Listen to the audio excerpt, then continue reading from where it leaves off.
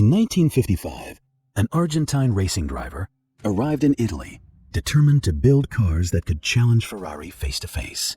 He had no large factory, no worldwide dealer network, and no famous automotive family name. Yet, he created the De Tomaso Pantera, convinced Ford to sell it in the United States, and eventually controlled brands such as Maserati, Moto Guzzi, and Innocenti. This is the story of Alejandro de Tomaso, the man who turned his personality, alliances, and rivalries into an automotive empire. Alejandro de Tomaso was born in Buenos Aires in 1928. His father was a politician and landowner, while his mother belonged to one of Argentina's most prominent ranching families. Alejandro was still a child when his father died. Years later, he left school to manage the family estate, but that life could never hold his interest. He became interested in racing at a very young age. He drove a modified Bugatti and competed in Argentine events with several different cars. In 1954, he entered the Buenos Aires 1,000 kilometers and the following year achieved a strong class result in a Maserati A6 GCS. To move forward, he needed to be where the cars he admired were being designed, and that place was Italy. In 1955, he settled in Bologna and began working as a test driver for OSCA, the company founded by the Maserati brothers. There, he learned how a small racing operation worked and met Isabelle Haskell, an American racing driver and a descendant of William C. Durant, one of the founders of General Motors. Isabelle was far more than a companion. She also raced, understood mechanics, and shared Alejandro's ambition. They married in 1957. 2 years later, after leaving OSCA, they founded De Tomaso Automobili together in Modena. The company began by building single-seat race cars and mid-engine prototypes. Alejandro wanted to prove that a small manufacturer could experiment with ideas that larger companies still approached cautiously. He even attempted to enter Formula One, although the racing results were extremely limited. Racing brought prestige, but it did not pay the bills. Alejandro reached the same conclusion Enzo Ferrari had before him. Road cars could finance the racing operation. His first serious attempt was the Vallelunga. The Vallelunga appeared as a prototype at the 1963 Turin Motor Show. Alejandro hoped to sell the design to another company, but no buyer came forward.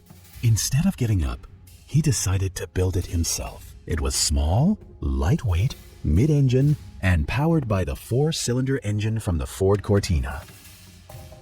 De Tomaso turned to Ghia for the bodywork and produced approximately 53 cars. The Vallelunga did not transform the company into a giant, but it established the technical formula for what came next: a lightweight chassis, exotic styling, and mass-produced components that kept costs under control. In 1964, Carroll Shelby was looking for a replacement for his King Cobra race cars. He needed a lightweight chassis and saw potential in De Tomaso's design. Shelby would provide the funding, Alejandro the engineering, Peter Brock the styling, and Fantuzzi the construction. The project was named P70. The partnership did not last. Shelby expected a Ford engine enlarged to 7 liters, but development did not progress as he had imagined. Ford also called him away to concentrate on the GT40. Shelby left the project, and Alejandro completed the car on his own. The breakup created a personal rivalry that De Tomaso would later turn into publicity. The next car was called the Mangusta, Italian for mongoose. Alejandro explained that the mongoose was the animal capable of fighting a cobra and defeating it. The message aimed at Shelby was impossible to miss. The Mangusta used a Ford V8, a ZF transmission, and spectacular bodywork designed by Giorgetto Giugiaro at Ghia. Its 2 rear panels opened like wings, exposing the engine. At the 1966 Turin Motor Show, the car turned De Tomaso into a widely recognized brand. But the Mangusta also revealed a weakness that would follow the company for years. It looked spectacular, but its development was not completely finished. The driving position was awkward, the weight distribution demanded respect, and build quality varied from one car to another. Alejandro did not want to depend forever on outside suppliers. With financial support from the Rowan family, connected to Isabelle, he gained control of Ghia and later Vignale. He was no longer simply a car manufacturer. He also owned two historic names in Italian automotive design. At the same time, Ford was still looking for a way to challenge Europe's leading sports cars and move beyond the image of the Corvette. Lee Iacocca saw an attractive combination in Alejandro: Italian design, American engines, and production that could be expanded. The new project had to be easier to manufacture than the Mangusta. The Pantera used a steel unibody, a 5.8-liter Ford Cleveland V8 mounted behind the seats, and a 5-speed ZF transmission. Tom Tiarda designed the body, while Giampaolo Dallara contributed to the engineering. It was not a bargain Ferrari, or simply a Ford-wearing Italian bodywork. The ambition was to create a supercar that could be sold in greater numbers, combining European performance with an engine familiar to American repair shops. Ford wanted a car capable of overshadowing the Corvette and being mentioned alongside Ferrari, Lamborghini, and Maserati. The prototype was first presented in Modena, and in March 1970, it arrived at the New York Auto Show. Its wedge-shaped body, mid-engine layout, and price below many European exotics created enormous excitement. The real revolution was not limited to the car itself. Ford would sell the Pantera through Lincoln-Mercury dealerships across the United States. For the first time, a low-volume Italian supercar could be purchased and serviced through a nationwide dealer network. The Ford V8 delivered power and readily available parts.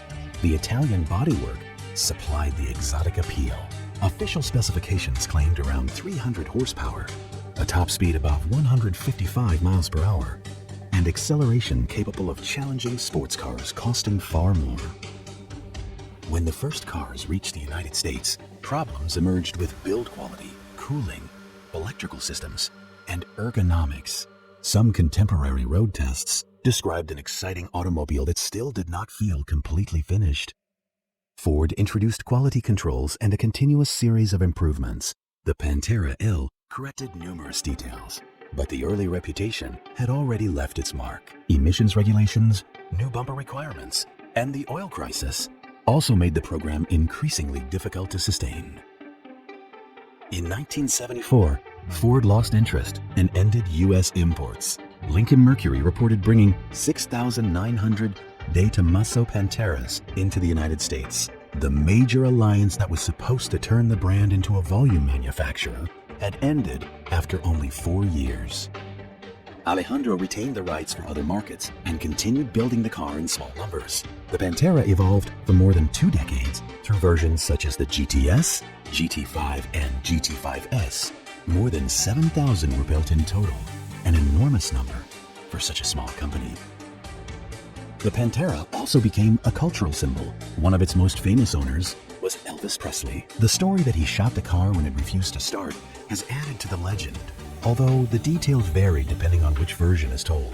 What matters is that the Pantera had become much more than a production model. It was now a cult object. While the Pantera survived, Alejandro expanded his ambitions. He acquired stakes in, or control of, Ghia, Vignale, Moto Guzzi, and Innocenti. His strategy was to acquire troubled companies, reduce costs, reuse components, and return them to the market. In 1975, Maserati was in critical condition after the Citroën era. De Tomaso took control with institutional support from the Italian government. For a man who had begun by working with the Maserati brothers at OSCA, the moment brought his career full circle. His biggest gamble was the Maserati Biturbo, introduced in the early 1980s. He wanted to offer Italian prestige and strong performance in a more affordable car capable of competing with German sports sedans. For years, the model became one of Maserati's greatest commercial successes. The formula increased sales, but it also repeated familiar problems: mechanical complexity, inconsistent quality, and insufficient capital to develop every model to the standards of major corporations damaged the reputation. Alejandro knew how to rescue brands and attract attention. Keeping them refined for decades was far more difficult. De Tomaso enjoyed acting as an uncomfortable rival to larger corporations. He used Daihatsu engines in Innocenti models, while parts of the Italian industry were campaigning against Japanese imports. He also pursued agreements with Chrysler. His approach to business combined boldness, provocation, and survival. In 1993, Alejandro sold his stake in Maserati to the Fiat Group. That same year, he suffered a severe stroke that reduced his ability to personally manage his companies. The man who had built an empire around his own force of personality was forced to step away from daily operations. The brand continued with models such as the Ghia, but it no longer had the commercial strength of the Ford era or the industrial power it had enjoyed during the Maserati years.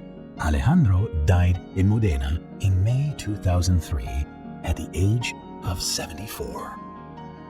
1 year later, De Tomaso Automobili entered bankruptcy. Several attempts were made to revive it, but for years, the name survived mainly through the Pantera, owners' clubs, and a community that refused to let the cars disappear. In 2014, businessman Norman Choi acquired the brand. The P72 appeared as a prototype in 2019, inspired by the P70 created with Shelby. Its production specification was revealed in 2000-2005. The modern revival is attempting to recapture the combination that made De Tomaso famous: emotional design, V8 power, and an analog driving experience. Alejandro de Tomaso never built a company as large as Ferrari, Ford, or Fiat, but he achieved something that seemed impossible, combining Argentine talent, Italian design, American money, and Ford engines in cars that still look rebellious today. Before we continue, tell me in the comments which one you would choose: the elegant Mangusta, the brutal Pantera, or the modern P72, and subscribe to Under the Wheels, because the most important question still remains: was Alejandro an industrial genius or a businessman who always tried to grow faster than his factories could handle? His story supports both answers. He could recognize opportunities before others, attract extraordinary designers, and persuade giants such as Ford. But he also launched cars before they were completely sorted and allowed a lack of resources to become a recurring problem. He did not defeat Ferrari in sales, racing, or prestige, but he forced the industry to accept that a small manufacturer could create a supercar with Italian styling and American mechanical components, sell it through a massive dealer network, and survive after its giant partner walked away. The Pantera remains the clearest proof. It was easier to maintain than many exotic cars, rarer than a Corvette, and far more aggressive than most grand touring cars of its era. Its flaws became part of its reputation, but also part of its personality. Maserati also demonstrates the scale of his influence. His management was controversial, but the company itself recognizes that the Biturbo was born during the De Tomaso era and became one of its best-known and best-selling models. Without that period, the modern history of the Trident would have been very different. Alejandro did not leave behind a clean business model or a perfectly organized company. He left a chain of cars, brands, and decisions that could only have come from an intensely competitive personality. His formula was easy to explain and extremely difficult to execute. Acquire Italian talent, use readily available mechanical components, reduce costs, and sell emotion. When it worked, it produced unforgettable cars. When it failed, it produced delays, breakdowns, and conflict. Decades later, many manufacturers are once again promising analog cars, limited production, and emotional connection. De Tomaso was trying to build exactly that while the industry was still moving toward mass production. He did it imperfectly, but created an identity that remains impossible to mistake. The Argentine who arrived in Italy to race ended up creating the Pantera, controlling Maserati and challenging companies far larger than his own. He did not win every battle. Some of his machines reached the market too soon, and parts of his empire disappeared. But Alejandro de Tomaso achieved something very few car makers ever do. His last name still represents risk, design, and defiance. How would you define him? A visionary, a provocateur, or a businessman who was simply too ambitious? Leave your answer in the comments and subscribe to Under the Wheels to discover the stories hidden behind the world's most extraordinary cars.